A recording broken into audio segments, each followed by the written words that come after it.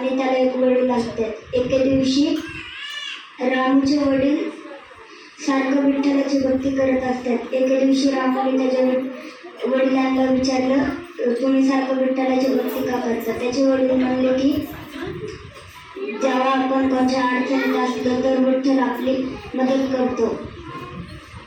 आणि त्यांना एक गव्हाची शेती पण असते. एके दिवशी त्याचे वडील रामला म्हणले, जा बाजारात जाऊन गव्हाचे पोते सोडून ये. तो बैलगाडीतून जात असतो. जाताना त्याची बैलगाडी एका चिखलाच्या डबक्यात जाऊन अटकते. तो तिथंच बसून विठ्ठला माझी मदत कर म्हणून बोलत असतो. त्याचे वडील मंदिरात जाताना त्याला पाहतात.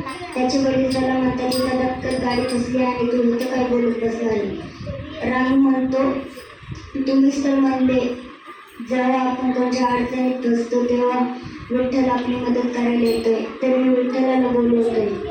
तर ते म्हणले की आपण कोणता प्रयत्नच केला नाही तर विठ्ठल पण आपली मदत करायला येणार आहे. ह्या गोष्टीतून आपल्याला हे शिकण्यास मिळेल की आपण प्रयत्नच केला नाही तर विठ्ठल पण आपली मदत करायला येणार आहे.